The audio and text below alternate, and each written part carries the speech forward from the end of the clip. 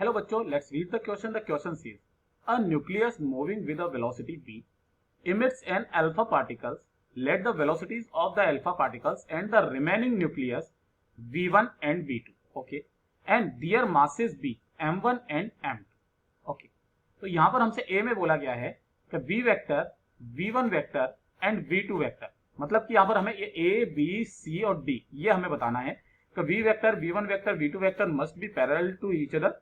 Okay, none of the two of v vector, v1 vector and v2 vector should be parallel to each other, or v1 vector plus v2 vector must be parallel to v vector, and m v1 vector plus m v2 vector must be parallel to v vector.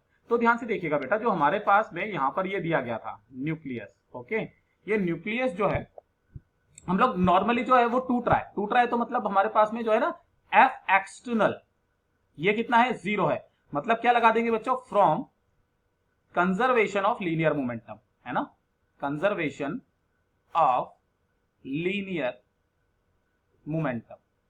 Okay, conservation of linear momentum से क्या चीज होती है, conservation of linear momentum से जो final जो होता है हमारे पास में initial momentum is equal to final momentum, है ना. इनिशियल मोमेंटम केवल और केवल न्यूक्लियस था, तो उसका मास हमने मान लिया m है, ठीक है, और वो किसी v वेलोसिटी से जा रहा है, दैट इज v वेक्टर, है ना, इज इक्वल टू कितना हो जाएगा, एक जा रहा है वो m1 में टूट रहा है जिसकी वेलोसिटी हमने v1 ले ली है, ठीक है, ये हमें दी भी गई है, और प्लस का जो दूसरा है वो जा रहा है m2 में जिसकी वेलोसिटी हमारे पास में v2 वेक्टर है. ये हो गया initial is equal to final, है ना. अब यहां पर अगर आप ध्यान से देख पा रहे हो तो अगर ये वाली जो चीज है ये इसके इक्वल हो, है ना, ये इसके इक्वल हो, इट मींस क्या होना चाहिए, इट मींस ये होना चाहिए कि जो m v1 वेक्टर है और प्लस m v2 वेक्टर जो है ना, must be parallel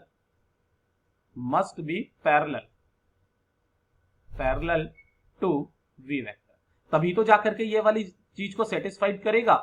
it means जो हमारे पास में करेक्ट आंसर हो जाएगा बेटा वो हो जाएगा डी.